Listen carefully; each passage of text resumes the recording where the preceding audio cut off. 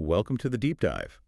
If you've been tracking the digital economy, you know that 2026 is kicking off with a pretty fundamental shift, not just another market rally. That's absolutely right. It's something much deeper. Bitcoin has roared back, Yes. stabilizing well past that $93,000 mark, but focusing only on the price.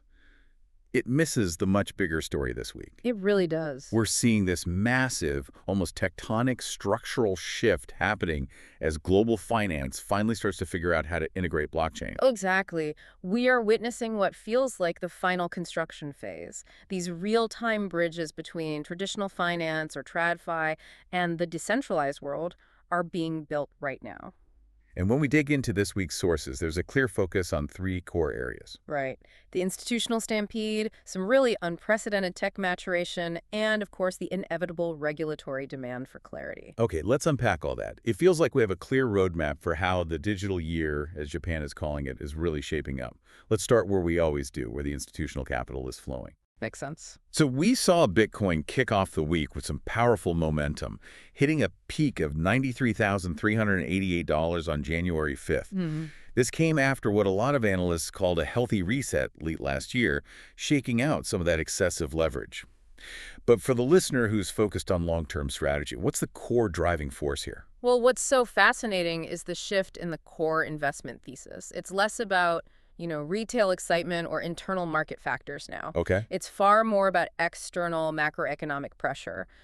The predominant narrative now is that investors are positioning Bitcoin as a global debasement hedge. A debasement hedge. Exactly. They're looking at persistent global inflation, national debt concerns across major economies, and they're realizing Bitcoin provides this truly scarce, non-sovereign defense asset. So it's not just a tech bet anymore. Not at all. It's a recognized component of a global defense portfolio against macroeconomic instability. It's a major shift in thinking. That makes perfect sense. The narrative has completely matured.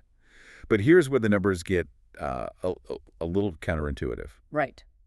Despite the soaring price and all this bullish sentiment, we saw combined outflows from Bitcoin and Ethereum spot ETFs totaling nearly $750 million this week. A huge number. So when the price is up, why is such a massive chunk of money leaving the top two assets? It's a great question, especially for anyone just watching the charts. You have to ask, is this profit-taking or is it something else? Yeah, and what's the answer? If you dive into the data, you see the money wasn't necessarily leaving the asset class. It was rotating. Rotating where? That outflow contrasts really sharply with the massive record-breaking volume we saw in the new XRP ETFs. We saw serious capital being deployed through funds from established players like Canary Capital, Bitwise, and Franklin Templeton. Canary Capital in particular. They're known for pioneering institutional entry into these newly regulated markets, right? They are.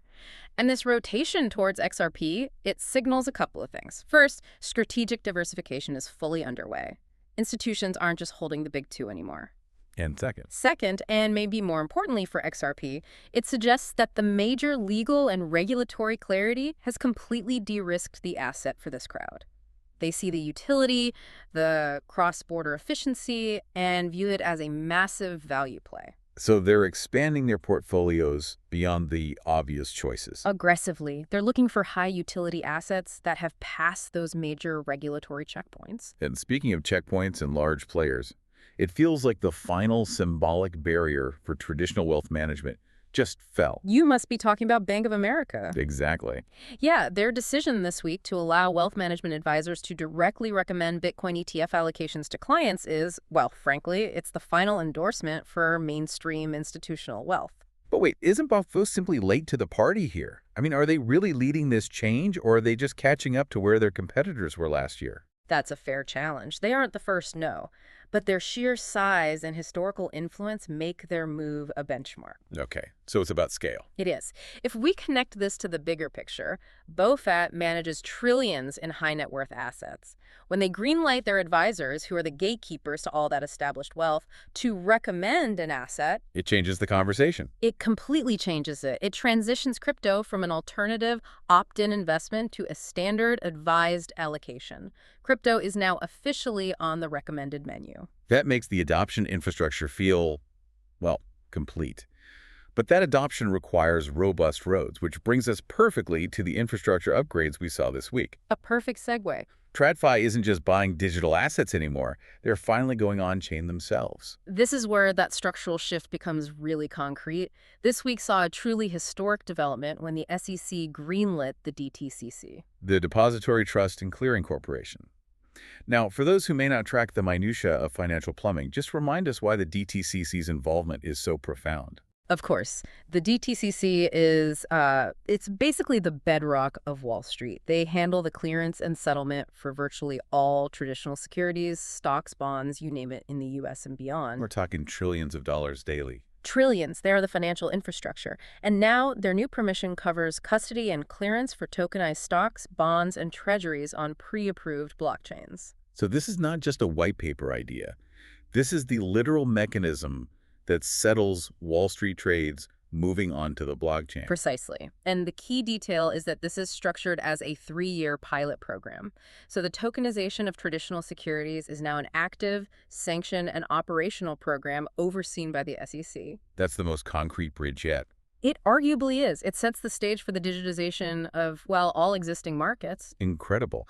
And while these financial giants are building on-ramps, the underlying digital networks have to ensure they can handle this coming tsunami of volume. Absolutely. We saw significant technological maturation this week, starting with Ethereum's core network. Right, the BPO hard fork. Yes, that successfully completed on January 7th. And the key takeaway for the network's future was the inclusion of the much-anticipated gas limit increase. Okay, gas limit increase sounds a bit abstract. Explain why increasing this limit is such a big technical milestone and how it directly benefits the listener. Sure. Think of the gas limit as the maximum capacity of a highway. For years, one of Ethereum's biggest bottlenecks, and why Layer 1 fees were so high, was that the highway was just structurally narrow. So it was always congested. Always hitting its maximum block size, creating traffic jams and spiking costs whenever demand went up. Increasing that limit requires a lot of technical coordination, but once it's done, it fundamentally raises the transaction throughput ceiling. And why does that matter to me? It matters because it reduces Layer 1 fees and significantly improves scalability. It means the foundation for the entire ETH ecosystem, all the DeFi, all the NFTs, all the institutional adoption coming from the DTCC is now stronger, cheaper, and faster. That sounds like a powerful long-term bullish catalyst. It is. It proves the network can adapt to handle massive scale. And the innovation isn't just limited to the largest chains. We also saw some fascinating hybrid vigor from the Qtum hard fork this week. The complexity and ambition there are genuinely interesting. They successfully integrated features from 2 separate major upgrades, Bitcoin's V29.1 and elements of Ethereum's Spectra upgrade. What's the functional benefit of combining Bitcoin and Ethereum features? What's the efficiency play here? Qtum is trying to get the best of both worlds. The Bitcoin integration primarily improves security by leveraging Bitcoin's robust UTXO model. Okay, so better security. And then integrating aspects of Ethereum's Spectra allows them to retain full compatibility with the Ethereum virtual machine, the EVM. Which gives developers access to all the existing tools. Exactly. Smart contract flexibility, access to the massive DeFi tooling already built for Ethereum. It's an innovative approach to building a chain that's both secure and flexible. Which seems necessary as we move toward this integrated cross-chain future. It's essential. So we have institutional money flowing in, and the infrastructure is rapidly digitizing and scaling. This leads us seamlessly to our third major theme this week, regulation and transparency. And market pressure. Right. The UK is making it very clear that the days of the Wild West are over. They are signaling the firm end of crypto secrecy. They've immediately implemented the OECD's Crypto Asset Reporting Framework, or CIRF. What does CIRF functionally require from exchanges and, individuals in the UK? It's a major change. Major exchanges in the UK are now mandated to collect and report full transaction records and tax residency data for all their UK customers. So no more gray areas? None. CIRF mandates standardized, automatic data sharing between tax authorities internationally. It transforms the landscape overnight. And this focus on transparency is mirrored by the increasing ability to track illicit flows. TRM Labs reported a deeply concerning statistic this week. Yes, illicit crypto volumes reached a record $158 billion in 2025, a 145% increase. That headline number is, it's alarming. It is, but it raises a really important question that we need to unpack for the listener. Is the volume increasing because there is significantly more crime, or is it because we just have much better tools to see the existing crime? So the headline is scary, but the underlying data suggests the system is actually getting better at self-policing. Exactly. The TRM Labs report gives that critical context. The massive increase was largely attributed not just to new criminal activity, but to expanded sanctions designations and vastly improved detection tools like the Beacon network. Okay, so it's a visibility issue. It is. So while the number is massive, it indicates that detection capability, the system's ability to catch bad actors, is scaling rapidly right alongside institutional entry from players like Bank of America. Transparency cuts both ways. That's a crucial distinction. And speaking of rapid flows, we saw market volatility this week driven by supply mechanics in the Layer 2 space. A good reminder that institutional capital doesn't negate all fundamental crypto risks. Not at all. And these massive token unlocks were unavoidable. The Linea network had a huge one on January 10th. It was huge. They released 1.38 billion tokens, which is over 6% of the total supply hitting the market instantly. Now, when 6% of an asset supply hits the open market at once, that usually spells disaster. Right. A steep price crash. Why was the market able to absorb this?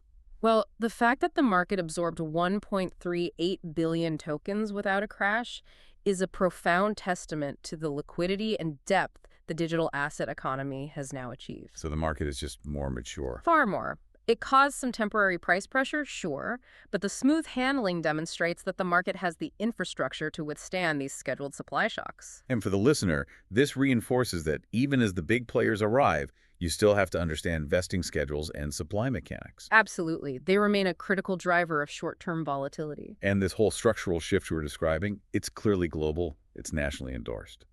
Which brings us to our final point, a major pivot from Japan. Japan declaring 2026 as the digital year is more than just, a promotional campaign. It signals a real national push toward integrating central bank digital currencies and wider blockchain tech into the country's social and financial infrastructure. It validates the whole global trend. It shows that major technologically advanced economies are treating blockchain not as some experiment, but as essential national infrastructure. And that brings us to the end of this deep dive. Wow. What a monumental week. We are seeing a powerful, almost contradictory divergence playing out right now. Absolutely. On one hand, the institutional gates are opening wider than ever. You have Bank of America recommending Bitcoin, the DTCC running an official tokenization pilot. And Japan prioritizing a national digital year. Right.